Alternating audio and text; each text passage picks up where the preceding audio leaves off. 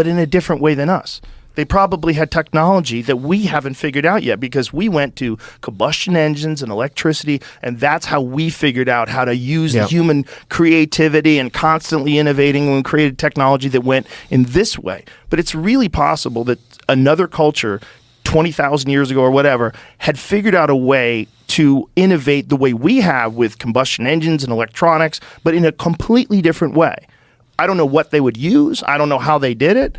But if you imagine human beings going from the Roman Empire 2,000 years ago to what we enjoy today, that's a tiny blip in time when you're talking about 20,000, 30,000 years. If these people figured out some form of technology that we still haven't figured out yet, it's totally possible that that could be the case. And if that's the case, they got hit. They got boom, boom, comets slammed into the earth. A giant percentage of the population died. The people that survived clawed and scraped for generations, and they lived like barbarians, and they forgot everything.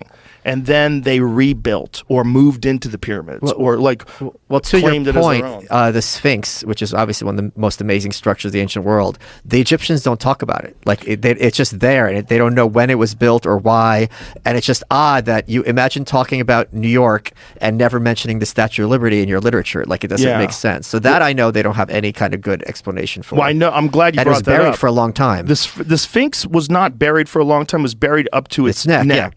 The Sphinx also has an African face, and it's smaller than the shape of the rest of the body. It's like not in proportion, and it's much newer. Like it doesn't have the erosion. So they think that during the time when the pharaohs ran Egypt, that they might have redone that in the shape of, I forget which pharaoh they're attributed to, but there's some controversy about that. But here's why it's interesting that you brought up the Sphinx, because the temple of the Sphinx is the best evidence that it's older than people think it is. Because the temple of the Sphinx is a guy named Dr. Robert Schoch, who's a geologist from Boston University.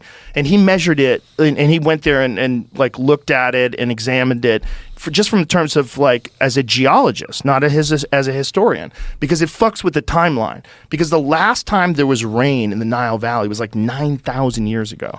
So it had to be thousands of years older than that, because it has erosion from thousands of years of rainfall. Because the Nile Valley used to be, that's what it was when they first found it, right? When they had to, that was like in the olden days.